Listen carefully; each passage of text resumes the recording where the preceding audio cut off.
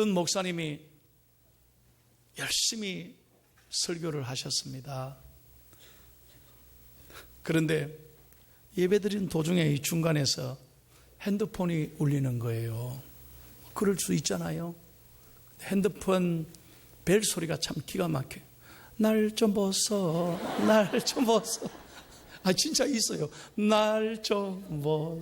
그러니까 교인들이 설교 듣다가 막 빵 터진 거예요. 막 웃고 난리가 난 거예요. 목사님이 화가 났어요. 그 집사님, 그 예배 좀 준비를 어떻게 그렇게 하십니까?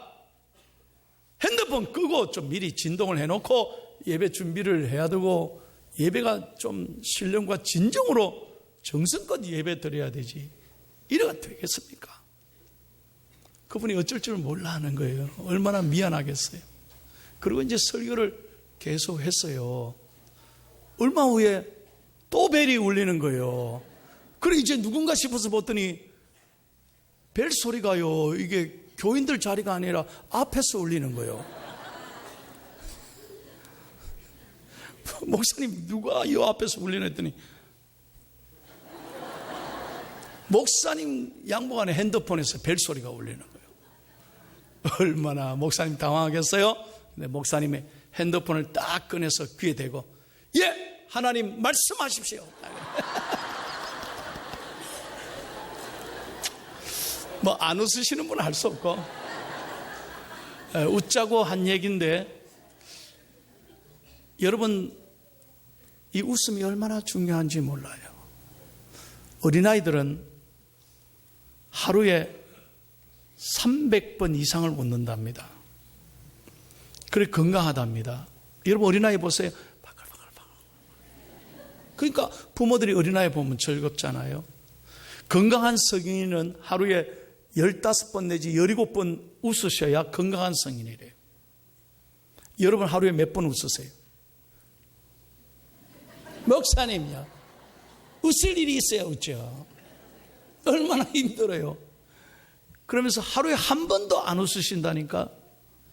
그러니까 스트레스 받아가지고 건강도 안 좋고 어려운 거예요.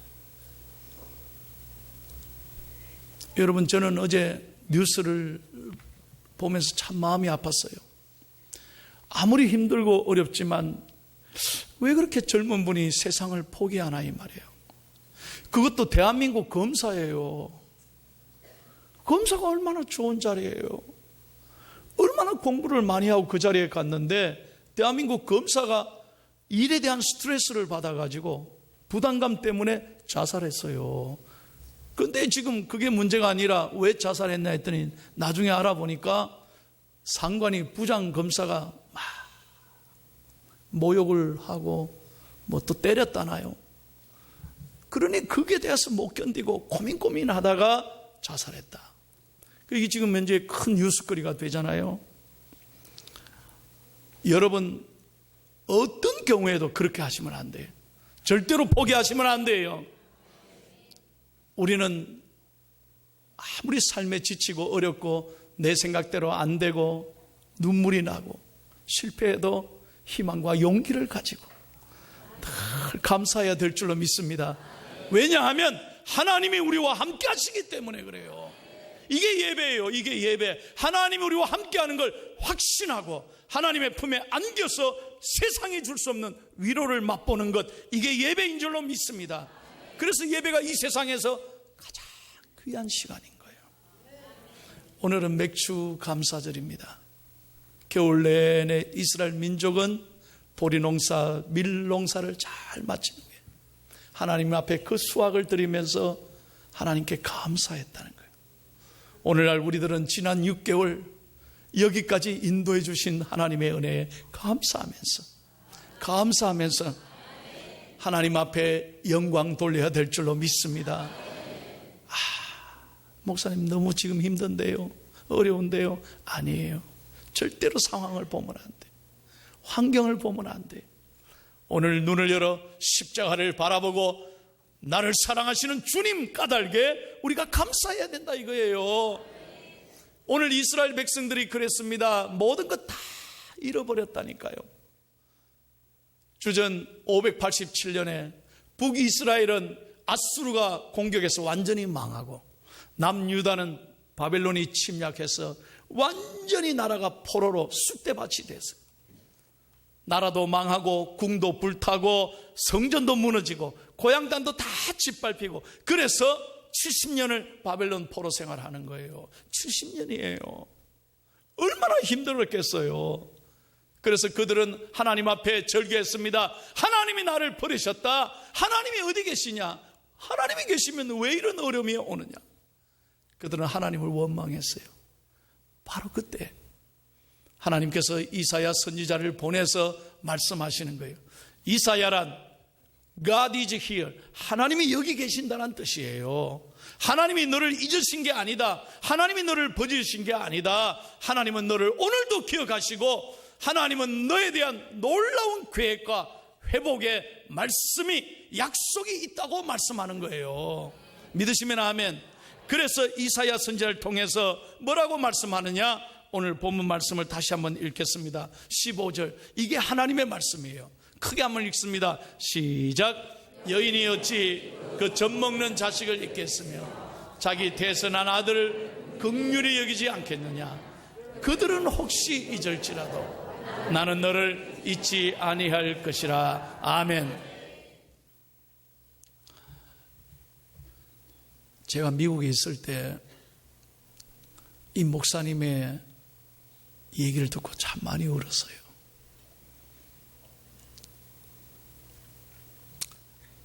목사님은 한 번도 어머니 얼굴을 본 적이 없어요. 왜냐하면 제가 그 얘기 해드릴게요. 자신의 어머니가 이 목사님을 임신을 했을 때 이상하게 아기를 키우는데 각혈이 나더래요. 이상하다 싶어서 병원에 가서 진단을 해보니까 암이라는 거예요. 그래서 병원 의사가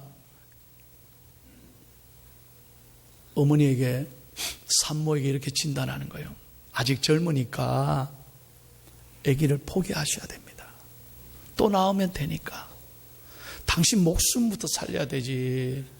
그래서 오늘 약 처방 받고 항암 치료합시다. 그래 얘기를 하시더래요. 뭐 청천벽락 같은 말씀이죠. 이거 의아합니까? 어머니가 집에 돌아와서 한참 기도하고 생각하더니 약봉다리를 다 던져버린 쓰레기통. 그때부터 어머니는 하나님이 주신 이 어린아기를 살리기 위하여 고통을 참으면서 억지로 밥을 먹었대요. 어쨌든 이 아기를 출산하기 위해서. 그리고 하나님의 은혜로 기적적으로 아들을 낳았어요. 자기 20일 동안 젖을 물리다가 어머니가 세상을 떠났어요.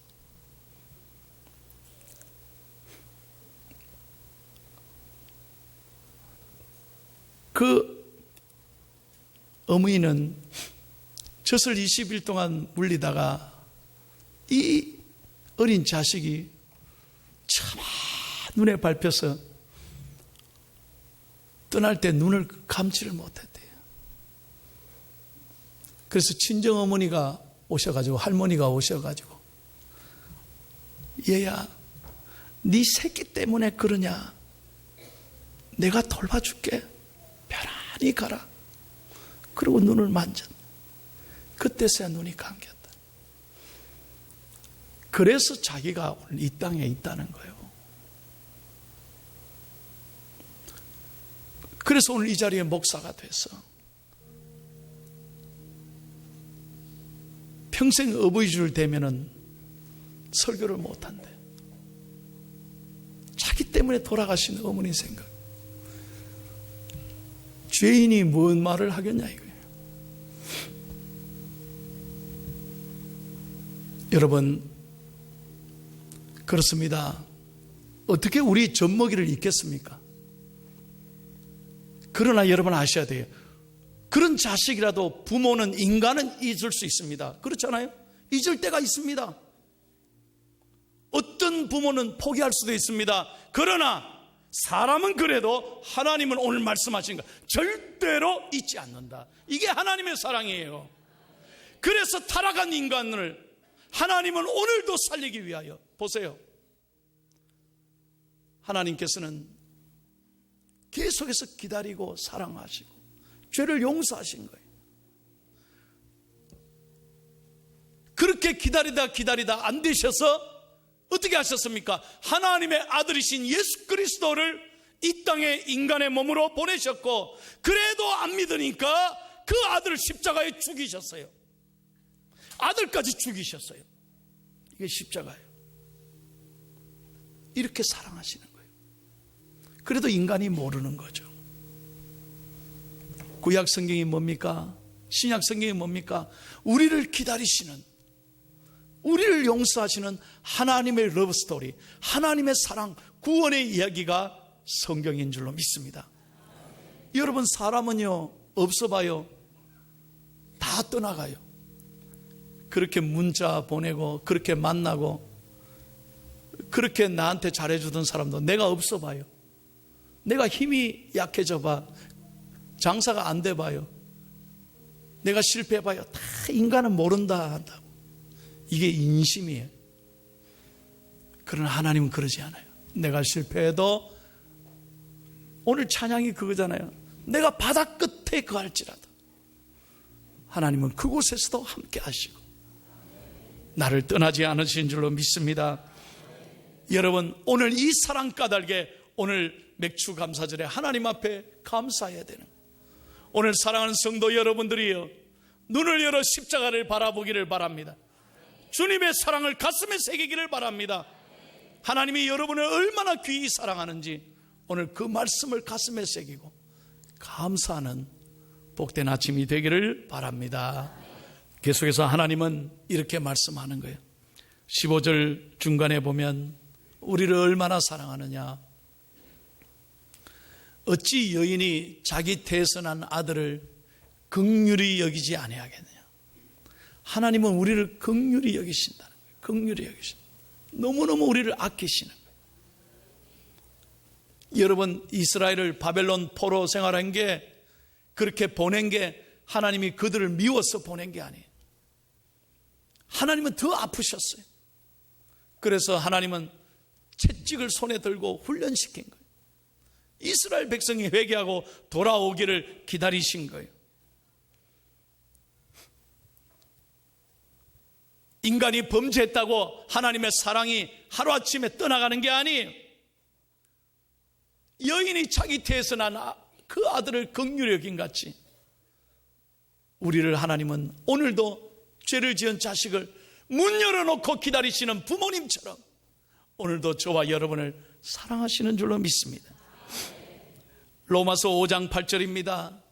우리 다 함께 읽겠습니다. 로마서 5장 8절 시작. 우리가 아직 죄인 되었을 때 그리스도께서 우리를 위하여 죽으심으로 하나님께서 우리에 대한 자기의 사랑을 확정하신다네. 아멘. 우리를 얼마나 사랑하시는지, 하나님은 아들을 죽이심으로 우리를 긍휼히 여기시고 용서하시고 그 사랑을 확정하셨다는 거예요. 그러므로 우리가 잘나서 사랑받는 게 아닙니다.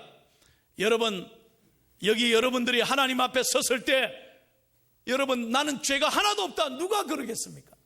여기 깨끗한 사람이 어디 있습니까? 나는 하나님 앞에 완벽하다, 나는 죄 지은 게 없다고 하는 사람이 여기 어디 있어요? 저도 죄인이에요. 다 인간은 죄인인 거예요. 제가 새벽 기도 마치고 늘 내려오면 항상 그 시간에 우리 교회 원로 장로님 중에 한 분이 저한테 늘 좋은 글을 메일로 보내줘요. 그럼 매일 아침에마다 그 메일을 읽으면서 참 저는 행복해요. 근데 지난 주간에 보낸 메일 중에 참 제 마음을 눈물 나게 하는 글이 있어요. 이런 내용이에요. 평생 시각장애인, 맹인이죠. 앞을 못 봐요. 그분이 있는데 그분의 꿈이 뭐냐? 한 번이라도 눈을 떠서 세상을 보는 거예요. 그래서 이제 의술이 많이 발달했으니까 대한민국도 의사 선생님 큰 병원을 찾아갔어요. 선생님, 저는 전혀 볼 수 없습니까? 요즘 의술이 발달했다는데 한번 검사해 봐 주십시오. 제가 가능성이 하나도 없습니다. 아, 예, 알겠습니다. 그래서 며칠 검사를 하시더니 볼 수 있다는 거예요. 볼 수 있다는 거예요. 그 너무 수술하면 된대요. 그래서 이제 수술 날짜를 잡을 테니까 이제 꼭 병원에 오세요. 얼마나 감사했겠어요. 며칠 잠을 못 자는 거예요. 야, 내가 이제 볼 수 있다. 손꼽아 기다린 거죠. 그런데 수술 날짜 잡혔는데 그날 병원에 가서 의사 선생님이 그러는 거예요. 수술 안 받겠다고. 왜 갑자기 수술 안 받냐? 말을 안 하더라는 거예요. 왜 안 받으시냐? 어려운 수술 결정을 했는데, 선생님, 제가 사정이 있습니다. 왜요? 사실은 이런 내용이에요. 자기가 젊었을 때 한 30년 전에 자기 마음에 참 드는 여인이 하나 있었대. 아가씨가. 그래서 찾아가서 사랑을 고백했대. 나는 시각장애인이지만 저하고 결혼해 주시면 좋겠습니다. Would you marry me? 그랬겠네. 결혼해달라. 그래 이 여인이 왜 나를 선택했습니까? 아니, 참 당신의 마음이 있고 나는 건강하지 못하고 앞을 못 보지만 내 평생 잘할 테니까 저랑 결혼해 주세요. 그런데 이 아가씨가 가만히 있더니 이런 얘기예요. 저도 부족한 사람입니다. 왜요? 저는 어릴 때 큰 화상을 입어서 온 얼굴에 몸에 흉터가 있습니다. 괜찮습니다. 내 못 보는데 괜찮습니다. 결혼만 해 주십시오. 나 안 보이니까 괜찮아요. 난 당신의 마음을 보고 결혼하는 거지. 제가 무슨 말인지 이제 조금 이해가 됩니까? 그래서 결혼해서 30년 살았대. 여러분, 수술 딱 받으려니까 아내가 머릿속에 떠오른 거예요. 아내가 얼마나 불편해할까? 얼마나 아내 마음이 아플까? 그 모습을 남편에게 보여준다고 생각하니 아내가 얼마나 아파할까? 딱 그 마음 들고 수술을 안 받는 거예요. 의사 선생님 이 얘기 듣더니 아무 말 안 하더니 눈물을 흘리더라. 제가 이 글을 읽고 많은 생각을 했어요. 여러분, 교회 나오셔서 예배 드리고 하나님 은혜 감사하고 하나님 사랑합니다. 도대체 그 사랑이 뭡니까? 우리 교인들이 말하는 사랑이 뭡니까? 늘 자기 중심적이고 자기밖에 모르는 사랑은 사랑이 아닙니다. 정말 진정한 사랑은 오늘 예수님이 자기 목숨을 내어줘서 우리를 구하셨듯이 자기를 희생하고 남을 배려하는 그 사랑이 진정한 사랑인 줄로 믿습니다. 오늘 제가 여러분들이 하나님의 은혜로 이렇게 예배하는 사람이 됐다면 제가 오늘 목사로서 간절히 부탁하는 거예요. 제발 여러분 가정에 가셔서 여러분의 가족을 미워하지 않기를 바랍니다. 은혜 되시면 아멘. 여러분 부모님들 미워하지 마세요. 여러분 남편과 아내를 서로 상처를 주고 그 상처에 쌓이지 마세요. 여러분 자녀들도 다 사랑하고 용서하십시오. 이것이 하나님의 자녀에게 오늘 하나님이 말씀하시는 귀한 사랑의 진리인 줄로 믿습니다. 이게 사랑이다 이 말이에요. 이게 사랑이다. 오늘 저와 여러분의 마음이 이 하나님의 사랑 까닭에 우리의 마음이 하나님의 나라 천국이 되기를 예수님의 이름으로 축원합니다. 그리고 마지막 16절에 하나님이 이렇게 말씀하는 거예요. 16절 마지막으로 다 같이 읽겠습니다. 시작. 내가 너를 손바닥에 새겼고 너의 성벽이 항상 내 앞에 있나니. 아멘. 여러분, 중요한 것 꼭 잊지 말아야 될 것. 요즘 뭐 핸드폰으로 많이 쓰지만 옛날에는 어떻게 했어요? 볼펜 꺼내가지고 딱 여기 써놓잖아. 전화번호라든지 사람 이름이라든지 다 중요한 거 여기 쓰잖아요. 여러분, 저도 비밀 하나 가르쳐 드릴까요? 제가요, 청년들이나 어떤 때 설교할 때는 이제 이어폰으로 하고 설교를 안 보고 하잖아요. 내가 똑똑하겠습니까? 혹시 사람 이름 잊어먹을 때가 있어요. 혹시 통계 잊어버릴 때가 있어. 혹시 성경구절 꼭 기억해야 될 성경구절을 잊지 않으려면 비밀인데요, 여기다 써놔요. 이거 참. 그래 놓고 어떻게 하는지 아십니까? 전혀 없는 것처럼 딱 손을 가려요. 그리고 하나님은 여러분을 사랑하십니다. 나 혼자만 아는 동작을 하면서 착착착 봐요. 근데 여러분들은, 야, 목사님 저거 안 보고 안 돼요. 안 보고 안 돼요. 이거 참 비밀인데. 여러분, 중요한 거 여기에 쓰는 거예요. 그러나 여러분 돌아오면 손을 씻는 거죠. 끝나면. 그러면 지워져요. 그런데 오늘 하나님 뭐랍니까? 손바닥에 썼다고 하지 않고 손바닥에 새겼다 이 말이에요. 그건 지워지지 않는 거예요. 영원한 거예요. 믿으시면 아멘. 하나님이 우리를 하나님의 손바닥에 새겼다. 하나님은 잊지 않는다 이 말이에요. 이게 하나님의 사랑이에요. 믿으시면 아멘. 책 한 권 소개합니다. 요즘 가장 베스트셀러 작가죠. 맥스 루케이드의 공고한 날의 은혜란 책이 있어요. 한번 꼭 읽어보세요. 최고의 크리스찬 명작 중에 하나예요. 그분의 글 가운데 오늘 설교와 관련된 내용이 있어서 소개합니다. 이런 내용이에요. 하나님은 온통 당신 생각뿐인 것 같습니다. 하나님께 냉장고가 있다면 거기에 당신의 사진을 붙여 놓으실 것입니다. 그렇잖아요? 중요한 사람은 냉장고에 붙여놓죠. 그분께 지갑이 있다면 그 안에 당신의 사진을 넣고 다니실 것입니다. 매년 봄마다 당신을 위해 꽃을 피우시고 아침마다 해를 선물하십니다. 당신이 얘기하고 싶을 때면 그분은 언제든지 들으십니다. 그분은 이 우주 어느 곳에라도 계실 수 있지만 굳이 당신의 마음에 들어가기로 결정했습니다. 우리의 마음에. 잊지 마십시오. 지금 그분을, 당신을 미치도록 사랑하신다는 것을. 할렐루야. 근데 표정이 별로 안 좋아. 톨스토이는 이런 말을 했어요.